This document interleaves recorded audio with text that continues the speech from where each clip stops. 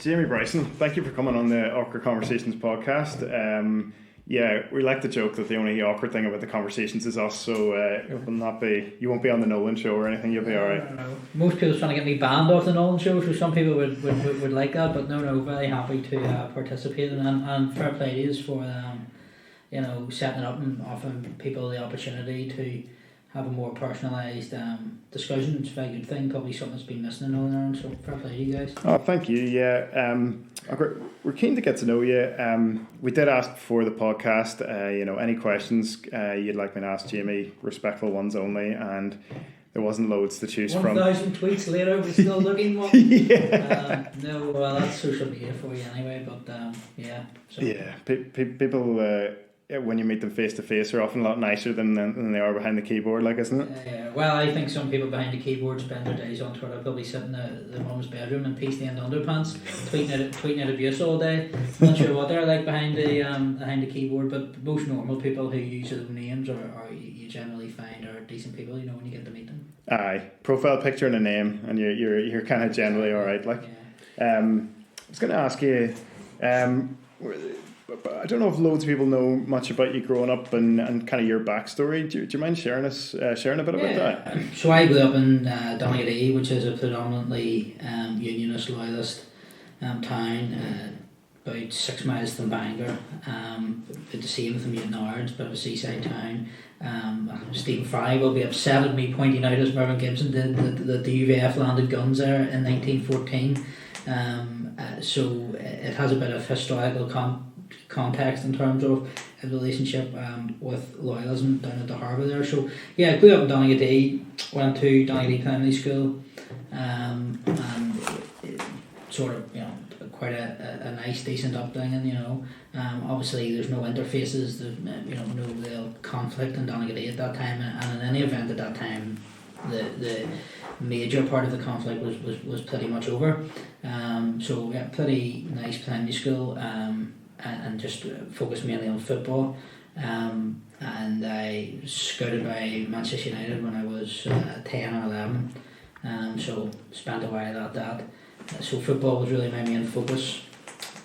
Then went on to high school in Bangor Academy, and again football was my main focus. With when I got to about third year, maybe developing a political interest then, in terms of the political machinations, but still very much football. And we had a great teacher there called Stuart Donald, who's still there now, PE teacher. But I mean, the life lessons that he instilled in all his pupils. I think I manage a football team, and they're a lot younger than me, but they went to the school as well. 7 of my players, and everybody has the same kind of life lessons and the character that was built into so many of people by that man, Stuart Donald at school, still carries on. Not sure he'd want to take credit for me. Certainly not some of my more strong political tendencies, but I mean in terms of just being people, in terms of fairness, in terms of integrity and character, keeping going. He was a fantastic football manager, and I mean he had a massive influence on me. Not he didn't have a political influence on me, whatsoever. I don't think I've ever had a political conversation with him, but he had a forming influence on me in terms of my character, and I would say a very positive influence, and on many other people. Not sure he'll thank me for pointing that out, but depending what view people take. But no. So so grew up doing that, and that was pretty much my passion. My real political interest came. I did work experience when I was in, whatever year you do work experience, and I'd become friendly with Howard Wells, was chief executive of the IFA at the time, so I actually went to work direct for him in the chief executive's office, and that went very well. So the IFA got me back on summer jobs for 2 years, over 2 summers, and done work for Howard Wells, and then that sort of ended my schooling. But I was never particularly good at school or interested. I was always excellent at English and terrible at maths, and still terrible at maths. That's why I'll not be much use as a counter at the election.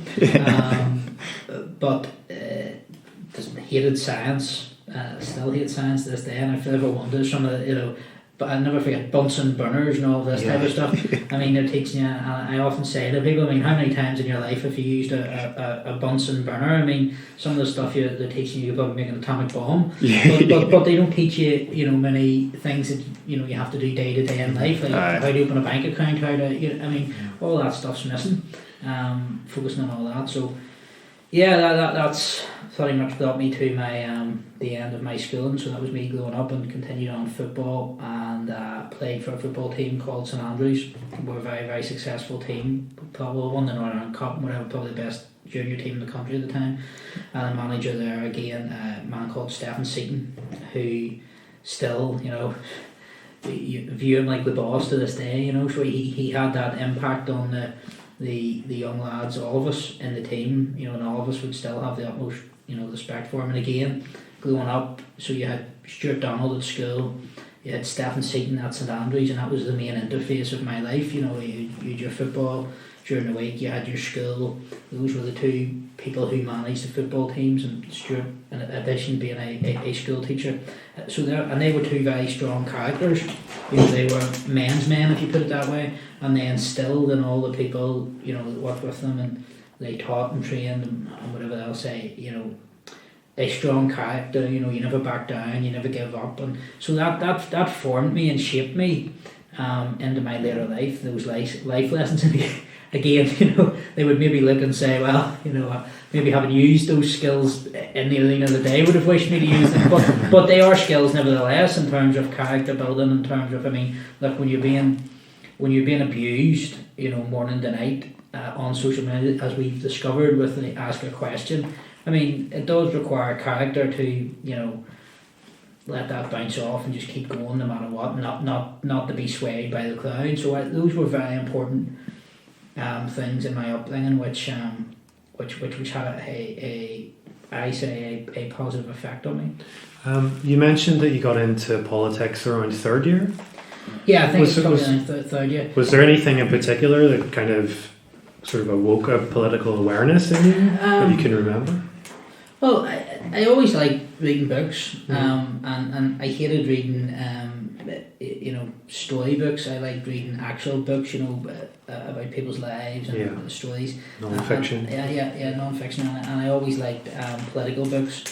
And so I started reading books about the conflict and different views on all of that. And I mean, that was just sort of something that, but of course, when I say political, it's strange because look, everybody growing up in my school, in my primary school, everybody supported Rangers, everybody was a loyalist, everybody knew the, you know, the traditional songs, but it didn't go beyond that into an intricate political, you know, understanding. So if you view, I suppose, if I put it this way, growing up I was always a cultural unionist loyalist. I mean, because that's just the communities which we came from. There's nothing wrong with that, and I'm very, very, very proud of that.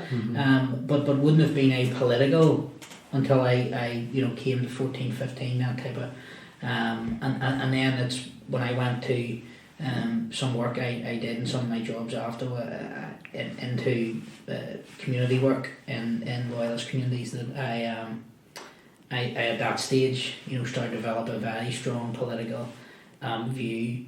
And I remember one summer I took the summer to lead the Belfast Agreement, and I just came to my own natural conclusion that this was fundamentally imbalanced, fundamentally bad for my community. Developed very strong views on that, and I remember in school, I think I'd love to dig it out where it was, writing like an essay or whatever it was on it.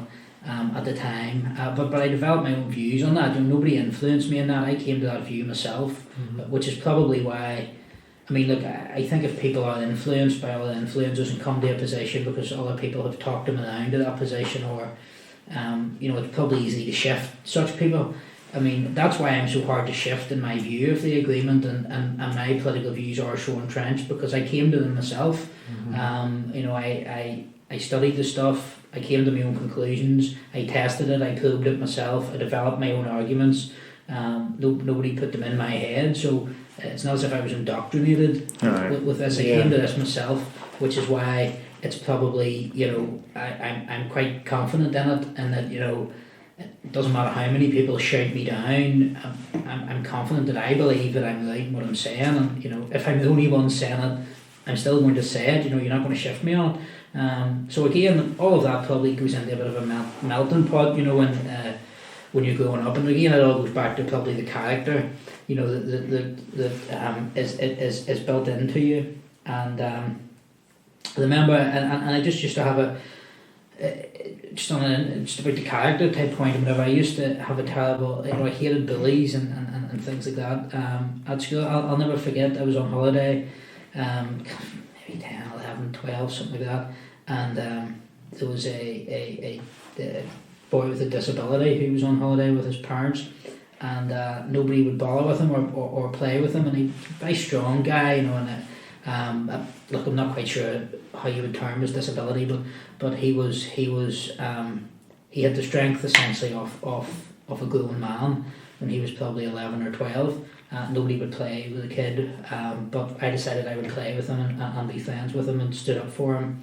And in the kids club, I remember then he had become upset. I think people were picking on him or whatever, quite wrongly, and he went round and he started throwing all the kids in the pool, and even through one of the leaders in the pool. He was immensely strong, and I never forget it. He came to me and he just patted me on the head and said, "You're my friend," and moved on, and he threw everybody else in the pool.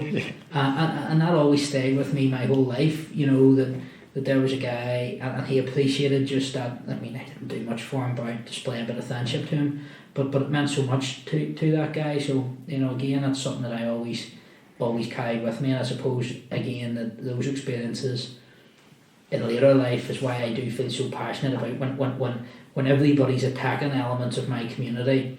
Even sometimes with a little justification on occasion, that I feel compelled to defend people who others would say are beyond redemption or shouldn't be defended, because I think everybody has a right to have a friend and everybody's a right to be defended, and I suppose that's something which I've carried on with me.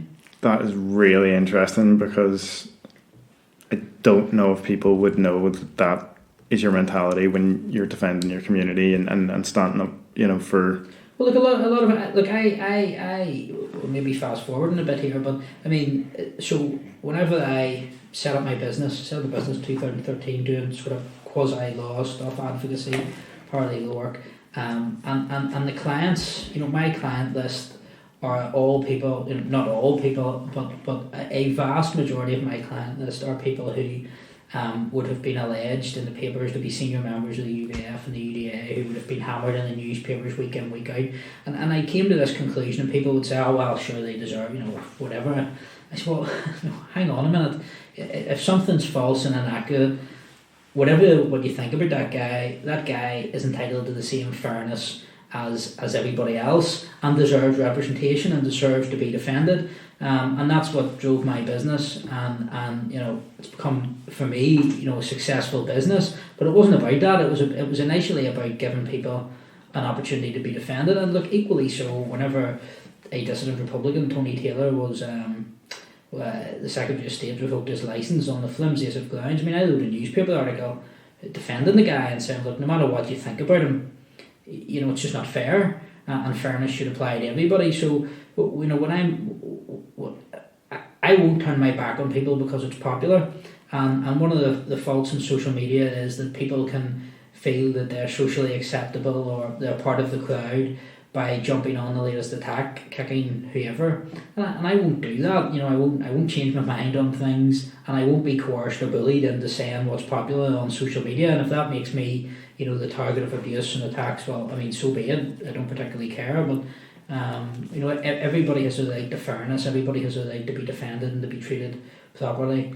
And often I feel in Northern Ireland that's not the case, particularly with sections of my community who are treated like an underclass.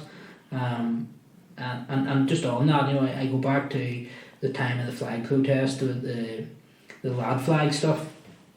And look, water off a duck's back, don't particularly, didn't have any effect on me, but I seen the effect it did have on people. I mean, you had people who were just ordinary, had maybe made a spelling mistake on Facebook or Twitter, had maybe made a comment, within their own groups, the next minute they were slaughtered all over the internet, their face, they were, and if you're not used to that, if you're somebody who's not used to waking up every day and being abused from 6:30 in the morning to midnight every single day, that has a serious effect on you, and I seen the effect that had on a lot of people. And the concerning thing about that was many of the so-called liberal elite, as I would call them, and the people on social media joined in with that because my community was viewed almost like an underclass, those stupid loyalists, it's alright, but had it been any other community in Northern Ireland, it would have been outraged. But I mean, with politicians joining in on that, we had the media promoting it, and the effect that had on a lot of ordinary people who are not political. I mean, I'm political. God rest him, my old friend Willie Fraser, he was political. I mean, we stuck our heads up, we stood on a platform outside City Hall, we led a campaign, fine, you say what you want about us, target me all day long, but going and picking on innocent and mostly defenceless people it was really poor. But it just goes into, again, that feeling of bullying and trying to put pressure and demean one section of the community or a person. Do you feel that that's something that, do you feel that loyalists are bullied a lot, or? I think there's a view of loyalism, and part of it is loyalism's own fault, because for probably, right through the 2000s, up until probably we started to work in 2016-17, loyalists just accepted it. Mm-hmm. There's some newspapers would say whatever they wanted about them, present every loyalist as a drug dealer, a thug, a criminal, tell lies about them, and they would never challenge it, because it was just like, we just have to take this, and that had to change, and that's now starting to change. But I think loyalists are viewed like that by, social media. It's fun, it's socially acceptable to abuse or mock a loyalist. It wouldn't be socially acceptable to abuse. Let me put it like this. I mean, I don't even know if I still have it. I don't notice it. But when I was growing up, I used to not be able to say my R's very well. And I mean, I don't know. That's an impediment or what it is, and don't particularly care. But people would mock me, relentlessly about that. Now, if that was anybody else, that would be appalling. But because it's me, that's fair game. Now, I don't really care. I mean, I remember when I was young, my mum took me to speech therapy, and I went once and I came out and said, this is not for me, if that's why I say my R's, that's the way I say them, so be it, on we go, I don't particularly care. Sorry to interject, but surely, to bring it back to what you were saying about people being arrested as allegedly members of the UVF, surely there's a distinction between legitimate criticism of those people and their actions within society, as opposed to just like you say, cheap bullying of stupid loyalists. If somebody is involved in crime, and if somebody's involved in drug, and let me just say this, I despise drug dealing. Mm-hmm. I hate drug dealing. I have never used nor taken any form of drug in my whole life, either as an experiment or otherwise. And I have quite an addictive personality, so I'm quite glad I didn't. Because I mean, I would have been sniffing cocaine morning to night had I become a drug addict. So I'm very glad that it's just something that never appealed to me. Mm-hmm. And part of that was probably, I think, again back to character, in terms of those important years of my life between I was sort of 14 to 16, maybe 13 to 16, 17, those two big characters in my life, Stephen at St Andrews, Stuart Donald at the school, and interestingly enough, you go down to a lot of the guys that were in that environment, with me at that time, none of them went down that path either, the drugs path and whatever, so it's not just me that was influenced, that had an effect, so that's the reason why, it never appealed to me, and a lot of my friends, outside that were doing it, but my interest was in football and politics. I just never liked it. So look, I despise, and if anybody's a drug dealer or a criminal, the police should go and deal with them, and you'll find no objection to me. You'd have no issue with that? I have no issue with anybody who's involved in drugs in any way should be pursued by the police. Now, they should be pursued fairly within the law. They should be pursued using the same law that's applied to everybody else, but that is a matter for the police, and I have never and will never defend that. I mean, when come out of school, I got involved in the first ever Keep Safe box, it was called. It was a partnership between the community and the police in Cucully in Bangor, and what that was about was trying to get drugs off the streets. And people were, if you had a lot of drugs, you'd come and you could dispose of it in the box, and it was then taken away. I mean, I remember there was a story about newsletter in this at the time. I remember saving the guy's life at the time. He was on legal highs and went into his house and ended up had to kick the door in. The guy was trying to kill himself to save the guy's life, and the effect that had on people. So if there's one thing that irritates me in social media, it's people telling blatant lies about me. As if that I would somehow have ever accepted, supported, or in the worst case been involved in any type of drugs whatsoever is just, it's a patent and obvious lie, and I'm waiting for somebody with an account which is not an egg on it to say it, because I will sue them. I will not have it because it's not true. So yeah, it's important to get that out because it's one of the more irritating things which is thrown up at me. But to answer your question, look, in terms of the UVF and stuff like that, I defend people's right to be treated fairly under the law and people's right to have fair representation. So if the media is going to say Mr. X is involved in X, Y, and Z, that's fine. We'll produce your evidence, but you can't just say Mr. X is X, Y, and Z, and then you've no basis for it. It's not true. It's made up. You can't do that to people. That's not acceptable. So. And I think the most recent case on this type of thing is a case called Bloomberg in the Supreme Court, and that sets out exactly how you should treat people. You should make allegations of people being involved or guilty of criminal activity prior to charge. You should name people prior to charge, and I think those are good principles. I think they're fair principles because people can be wrongly accused of things, and that has a detrimental impact on people's lives going forward. So those are the principles I would operate in. So anybody I represent, my representation of them is to ensure that they have equal and fair treatment within the bounds of the law and the principles which are laid down. And politically, I would advocate for the Loyalist community, of which I am one, because I think our community is treated as an underclass and is seen as an easy target for negative media, for social media abuse, for jokes and mockery, and that fuels a lot of anger and resentment amongst people, and that's a dangerous place to get in when you have a large section of the community. You keep poking at people and pushing them into a corner, and then when the people bite back, you complain about it. So I think that there needs to be a lot of work done to ensure loyalism is treated equally and fairly in our society. Just to kind of draw back to something you were saying, in terms of how you look after your own mental health, when it comes to social media, or even just maybe the attention you get for whatever it is, have you ever struggled with it? Have you ever? No, the genuinely no. It's what the orthodox back. It is what it is. That's, you put yourself up. But again, that goes back to the point of this is a view which I have strongly formed myself. So I came to this myself. I studied this myself. I formed these views myself. I developed my own arguments myself. Nobody put any of this into my head. So within myself, I am secure and confident, and I believe in what I'm saying. So it doesn't matter to me if the whole world attacks me. I'm not going to change now. That's not to say if I, someday I may look at something and say, I think I got that wrong, and I come to that. But I'm not going to be swayed because 400 people abuse me on Twitter all day. It's not going to make an iota of difference. The only thing that annoys me and angers me about it is abuse of my son. And look, I love that wee boy more than anything in the world. He's the most precious wee boy in the world. So you ever get comments about your son? What's that? You get comments about your son? Oh my goodness, yeah. People want him to die of cancer. Jesus. I shouldn't be his father.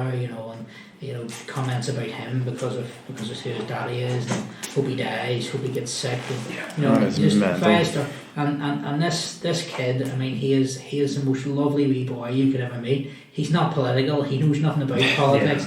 He laughs. He did come in the end. I tried to get him to the anti-protocol protest. It's only over in Bangor. Come over with your nanny, and support your daddy, and he says, no, daddy, I'm not a protester, I just like football. So he's not into any of that at all, and that wee guy has to be able to make his own life, and he may well not be political at all. He's a gentle wee soul, and to think that people would say that about them angers me, and that because they wouldn't say it in the street. A lot of these people that abuse you on social media, if they bumped into you in the street, they would cross over, or they would put their head down. They wouldn't come up to you in the street and say that about your son, because it wouldn't end well for them.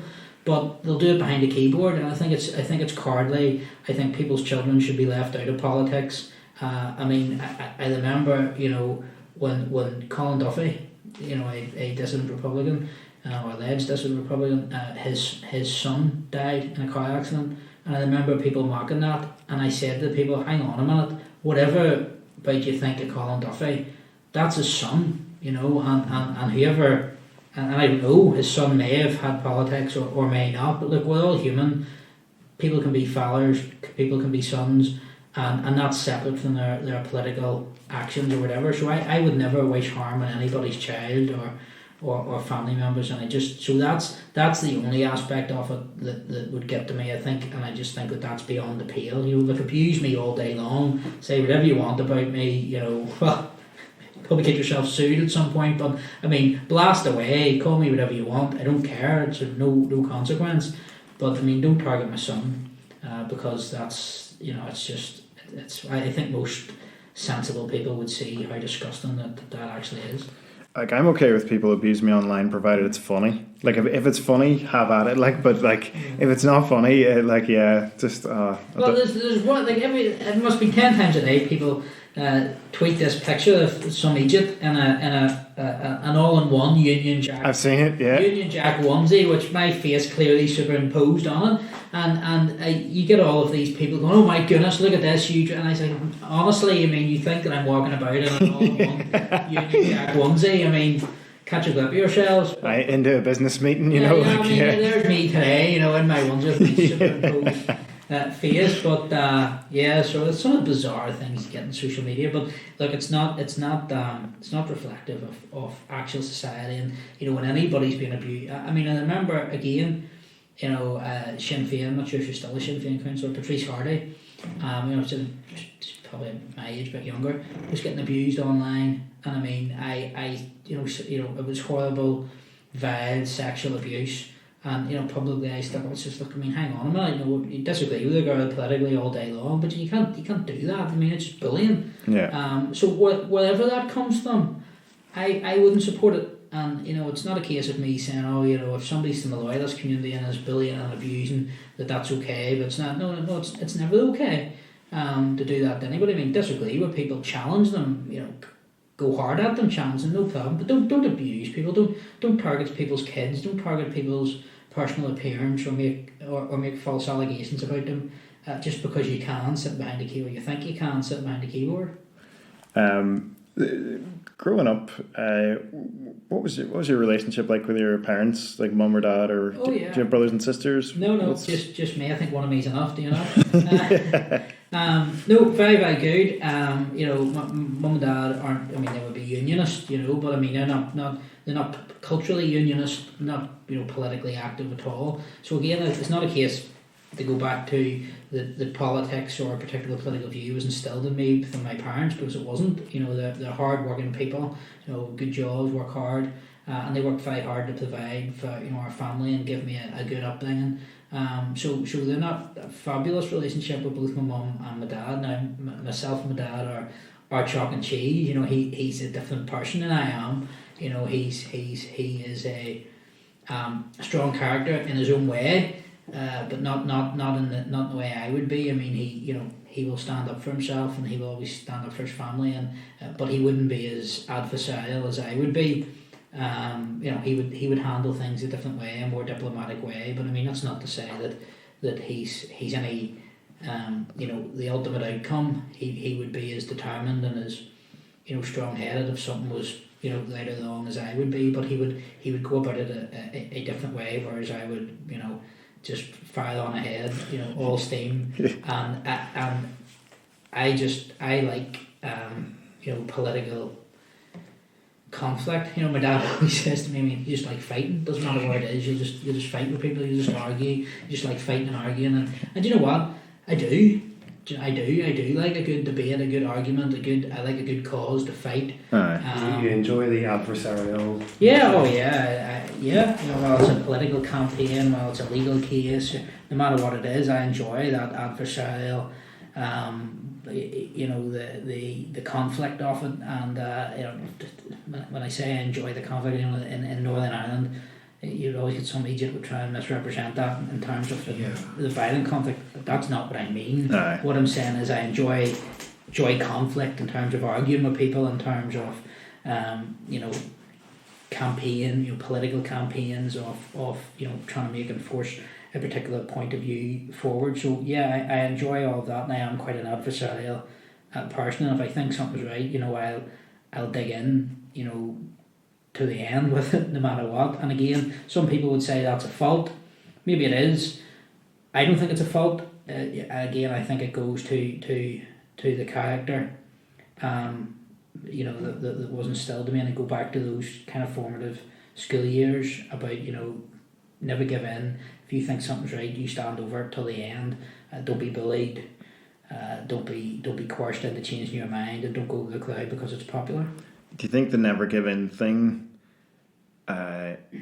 conflicts with the idea that in society, in relationships, in negotiations, there's always a bit of compromise? Do you think there's a wee bit of, it can hurt what you're trying to do if there's no kind of engagement or compromise, if I've worded that? Yeah, right? you know, maybe, and that's why I think people like me, people like Jim Allister, people like Bob McCartney before us are not built to be in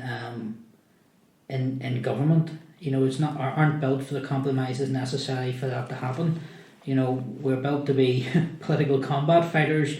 You know, like the SAS, politically, you know, great in times of political conflict, not so good in terms of building political peace. And I think that's probably correct of me, as I think, you know, I don't know, I mean, I've never spoke to him about it, but I mean, it's a fair analysis. It's probably correct about Jim Allister as well. You know, that he like me wouldn't do well in a power sharing executive, wouldn't do well with those necessary compromises, and so that's why I think that if in truth, and I've reconciled myself to this, in truth we hold the position of acting as the conscience, you know, of unionism, you know, holding the line, you know, don't go too far, and you always, you know, we're pulling people back, you know, people that mindset. So yeah, look, the never give in stuff, it's beneficial in some respects. You know, I think it gets things done. I think people like strength, not weakness, often, but in terms of building consensus, even building consensus for your own brand of unionism or politics, I mean, it probably it's a skill that I lack. You know, I'm not a consensus builder. You know, I believe that a position's right or it's wrong, and you know, the old Maggie Thatcher, you know, point is not. I dislike nothing more than a fashionable consensus, which means that nobody stands by anything.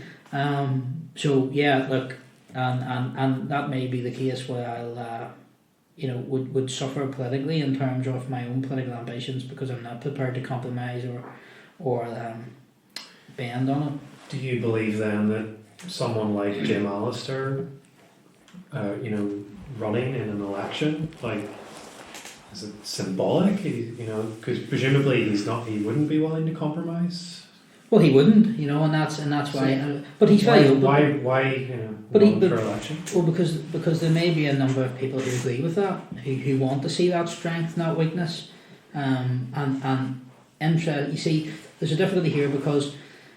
And if you look at the support, the likes of Jim Allister, the likes of me, people like us, and even not, and I don't mean support for us as people, but support for those type of political arguments within unionism. I mean, it was a minority of a minority. You go back to 2007, 8, 9, 10, even before the flag protests. Mm-hmm. The arguments that the likes of me, Jim Allister, Billy Fraser, before he passed on, were making, were not accepted by mainstream unionism. You know, we were the outliers, absolutely. But then you look at it now, and our arguments I accepted. Our arguments are now mainstream in unionism. I mean, the mainstream of unionism is making our arguments, is setting their face against the agreement, is taking fundamentalist positions, is saying enough is enough, is saying this peace process has been imbalanced. And so how have those... I haven't changed. Jim Allister hasn't changed. Somebody asked me the other week, about my improved relationship with the DUP. I haven't changed. I haven't changed a single political view. The DUP have changed. They have moved into the political views which I espouse, and I'm very glad that they have done so. And I think at least a significant portion, if not a majority, of unionism has moved into that political space.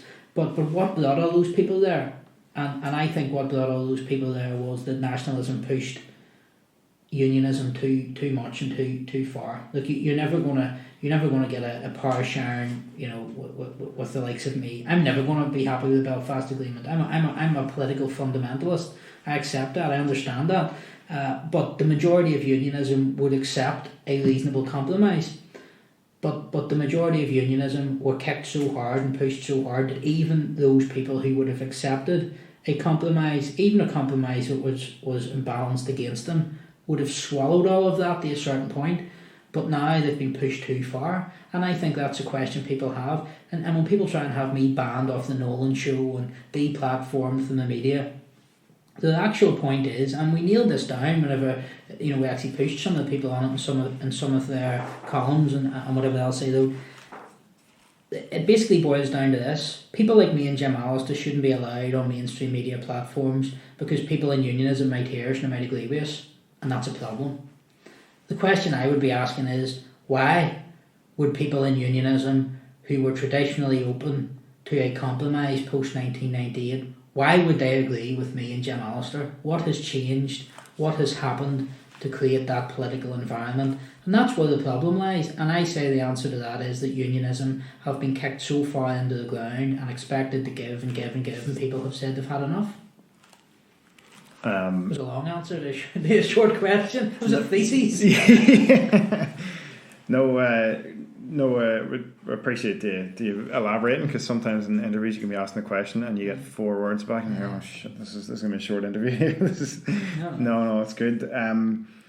In terms of like relationships and stuff with interactions you have, I've got 2 questions and I want to ask them both. The only reason is because I'm going to forget them if I don't.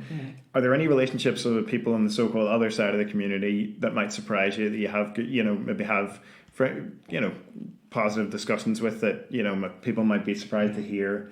And I've actually forgotten another question, but I'm sure I can surprise you with a lot of things, but I'm not going to do it on this podcast. So look, it's, there's plenty of people from the other community who I would have good relationships with. Okay. And just the other questions just escaped me, and it was a good one too. It'll come back to you. Yeah, it'll come back to me.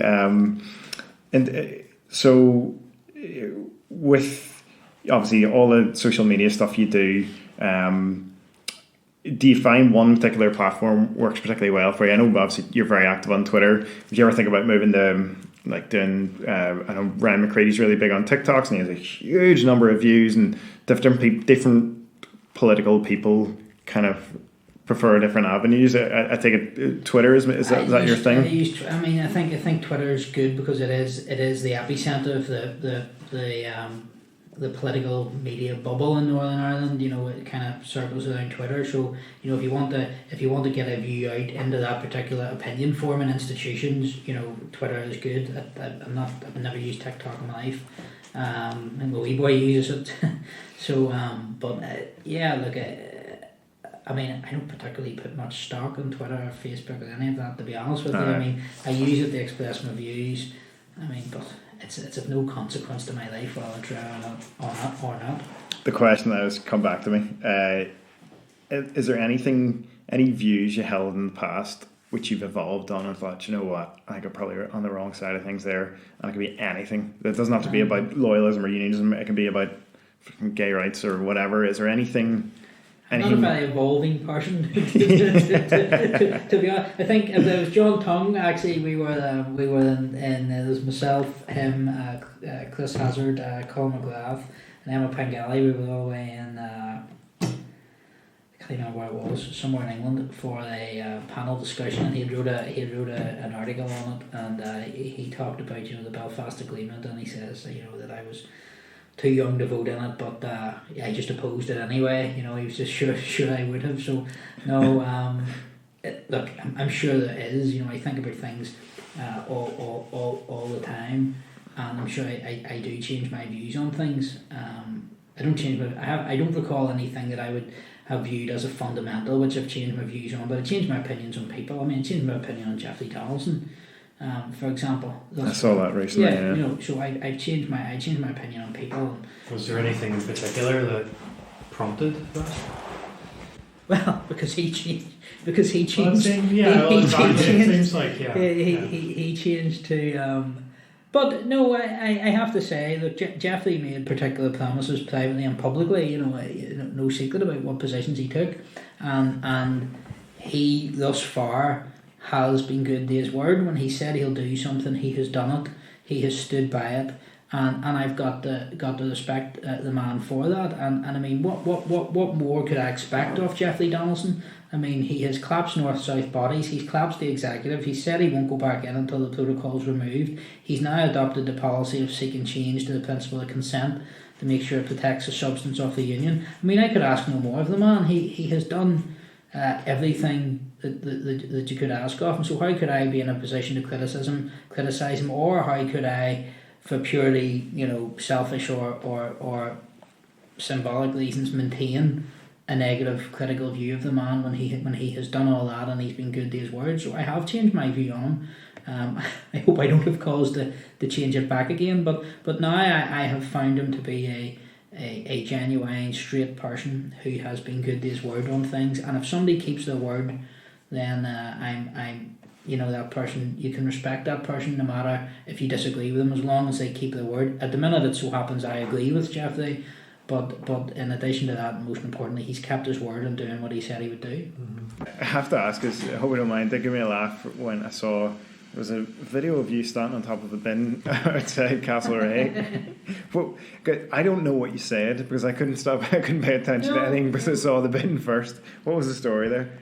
No, look, it was actually the first anti-protocol. Was that what that was? Yeah.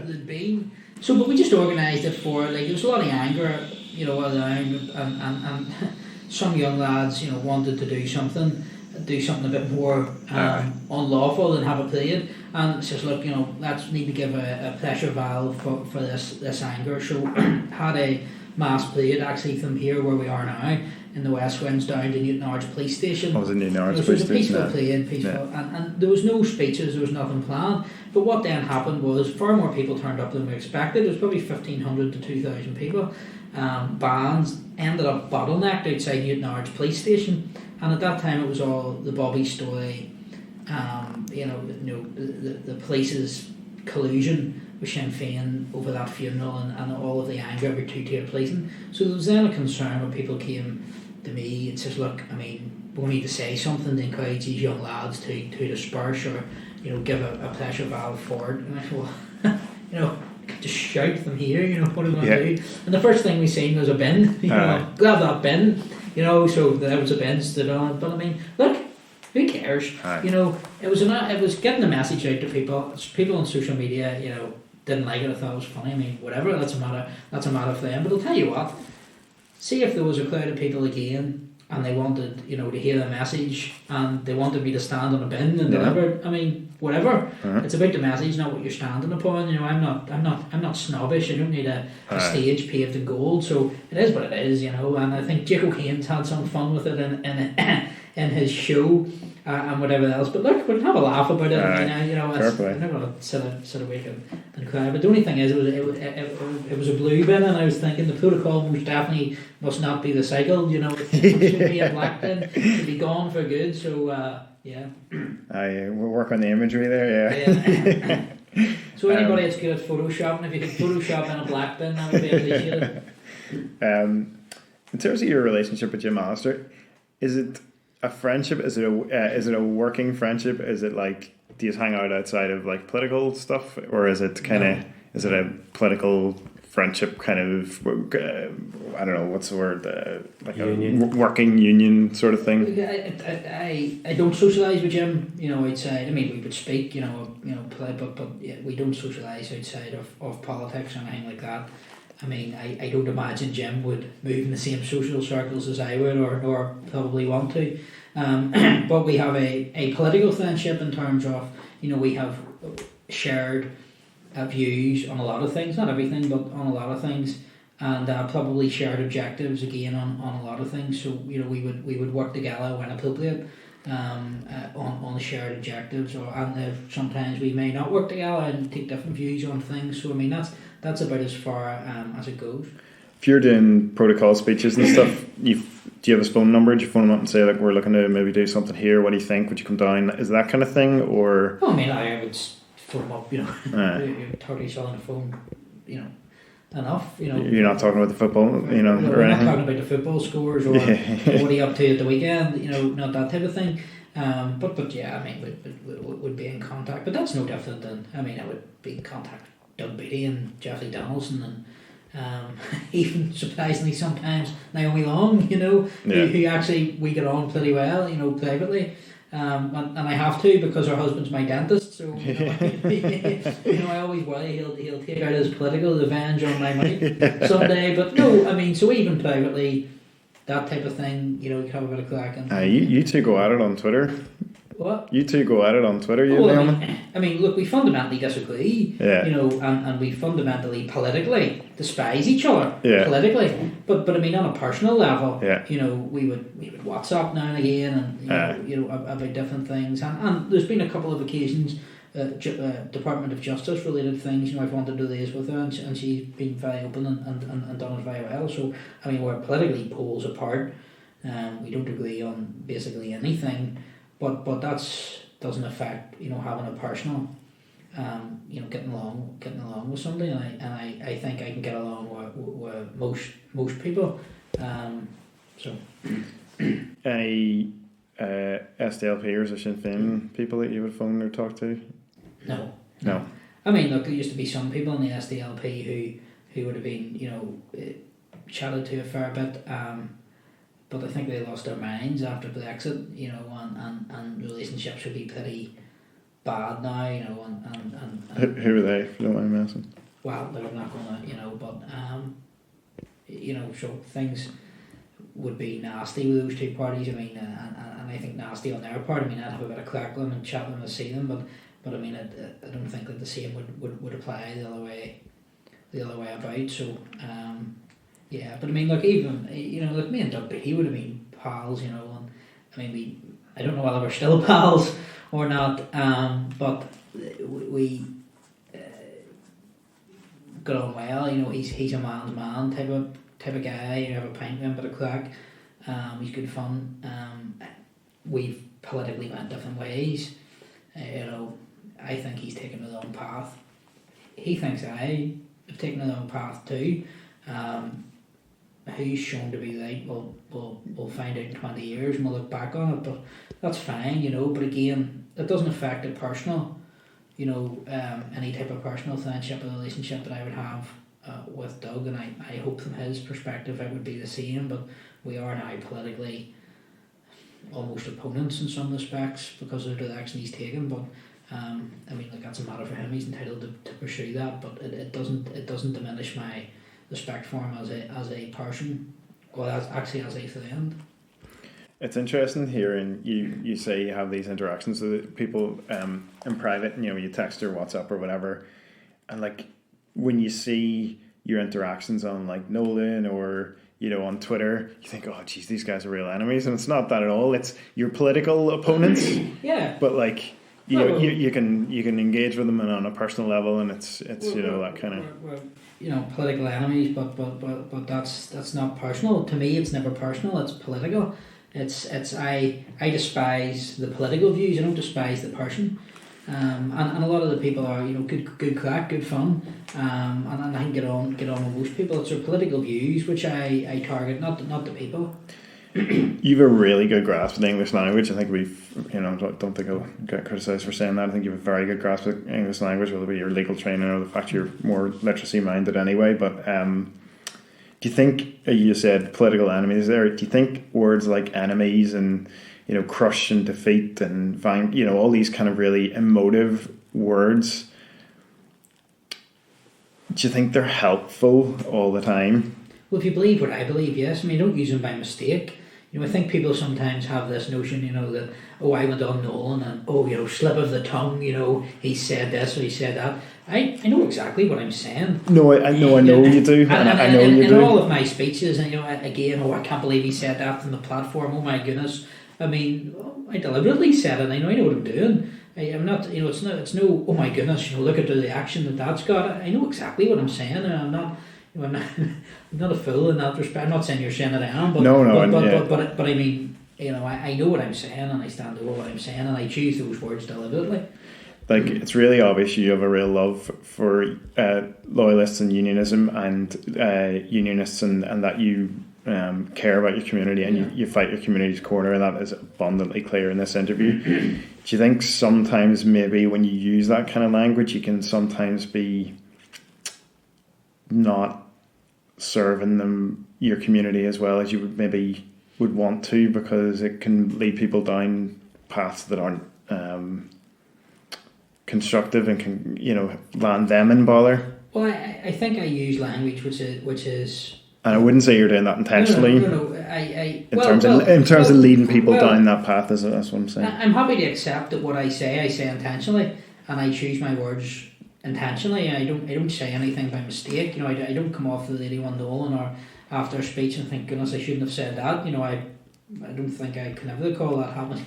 Pretty happy, but I choose my words which I think are prudent and are the correct words to describe the situation we're in. So I think it's right to tell people of the actual dangers of what I believe we're in. So I believe the union is being vanquished, is being subjugated, and if you take the word subjugation, it's not my word, that's Lord Justice McCluskey in the Court of Appeal said that. So I'm simply adapting that and using that language, and if you look at all types of politics, colourful language in that sense, emotive language has always been a part of politics, and people are motivated. I mean, I could write and have done 50-page report on the legal intricacies of the Act of Union and legal arguments, and bar a few people who are nerdishly interested in that type of thing as me, nobody will read it. Certainly nobody will remember, and it's certainly not going to be posted on anybody's bedroom wall. It will ultimately have little impact, bar on a tiny minority of people that's in that type of thing. But a clear emotive message that the union is being subjugated will impact on people. People will understand that, and that's not an effort to manipulate people. That is simply an effort to present what is happening in a way which is easily understood by those who are not, and I don't mean to say that anybody is not intelligent, that's not at all what I mean, but there are people who are not politically motivated, who are not naturally politically motivated, not naturally in the ins and outs of politics every day. So for those people it's important to present what's happening in a clear and concise, almost non-political way. So no, I stand over my use of all the language which I have deployed. We interviewed Conor Houston there recently. Conor, I don't know if you know Conor, SLP. I know he is. He represented a lot of the flag protesters, and a lot of them went to jail. And his perspective on that was that politics had failed them, and society had kind of failed them because, I think, and I'm happy to be correct on this because I don't want to misquote him, but he was just basically saying that I think the language used around it and the narrative applied to it, he felt wasn't accurate, because for the first time ever it could have been framed as a massive unionist win, because for the first time ever you had Sinn Féin voting for a Union Jack on City Hall. Well, it's not surprising that somebody that's in the SDLP would try and spin the tearing of the Union flag down from City Hall.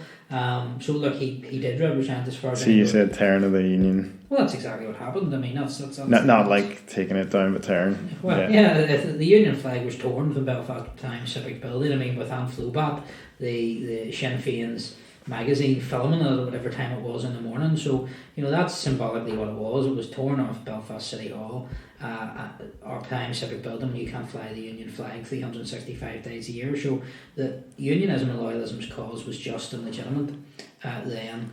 And I stand over that now, and I wouldn't turn my back on that or turn my back on the people who were involved in that protest movement.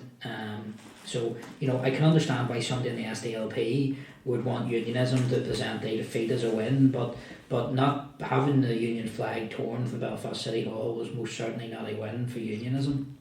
Okay, and I think obviously, do you think there'll ever be an opportunity for a singular narrative on our history where all sides will agree, where we hire someone in from Zimbabwe to come in, has no affiliation with either side, and can just research what happened, or hire a team of people? Do you think we'll ever be able to agree on a narrative, or do you think it's just too it's like a bridge too far? I don't think anywhere in the world you can agree on a political narrative of a country, because everybody has different moral codes, different moral views, and different political views. So what may be acceptable to one person is not acceptable to another. I mean, I always get myself in trouble for saying that I do believe that loyalists had the right to defend themselves during the conflict. People like Jim Allister would be morally opposed to that and would say that's not right, and he that would be different. So even there, I mean, the closest political person I could imagine to myself in terms of fundamentals is Jim Allister. But even on our view of the past, me and Jim Allister couldn't agree as to a legitimate view of the past. So if me and Jim Allister can't even agree on a legitimate view of the past, how is wider society? So the past is always going to be as contested as the present, unless you have a clear victor and a clear loser. And I don't think that's going to happen, because we are a divided society. So each side will have their own deeply held views on the past, on the legitimacy of particular actions. And by the way, I mean, Sinn Féin, who's a party of government to this very day, believe morally that the IRA's campaign was legitimate. People who are wheeled out by the BBC as the liberal elite of commentators refuse to condemn the actions of the IRA. But yet when I say, well, actually, on the other side of that coin, I think loyalists did have the right to defend themselves. All of a sudden, it's chaos. Can't believe he said that. It's almost as if people have been sleeping for 25 years. I mean, we have a party in government who refuse to condemn the actions of the IRA, but yet it's somehow meant to be different for loyalists. So, Jamie, you've been very good to spend so much time with us and to kind of share a bit about yourself and your thinking and. It was really interesting what you're saying about the story about the bully and everything, and how you feel about loyalism and everything. So no, I think it's been really interesting. We usually finish our interviews with a kind of a quick fire set of questions. So did I question you or you question me? I question you. It's a judo move there. Voting rights for 16-year-olds, yeah or nay? No. Favourite film? Braveheart. Favourite TV show? Nolan Show. Nolan Show. Favourite book? Is it Brexit Portrayal? Favourite book? Your book? Well, I'll not be able to pick my own. Favourite book, actually, the best political book is All Out War by Tim Shipman, which is the story of Brexit. Okay. Favourite musician, or favourite band, favourite whatever? Bang of Thousand Boys Flip Band. I heard you were a Johnny Cash fan. I like a bit of the country, that type of thing, yeah. Very good. And favourite place to go on holiday on the island of Ireland? Do you ever go down south? Only for work purposes. Yeah. Never for holiday purposes. Favourite place to go? I like Port Rouge, Portstewart, that type of place. Always go down out of the year for the Milk Cup for a week. It's always interesting. I love it up there. It's class. Yeah, it's good. Favorite overseas place to go? Albier, just outside, like 15 minutes outside Benidorm. Lovely, the best steak you'll ever get, sitting on the beach, looking out there. In a place called 00, so that would be my favourite spot. Alright. I would fly out just to go there for a meal. And shout out to 00, that's a big endorsement there. It is alright. That's great. Like, Jimmy, you've been very good to give us your time, and very good to chat so frankly and openly. So no, we really appreciate it. So thanks very much. Thanks for coming on the podcast.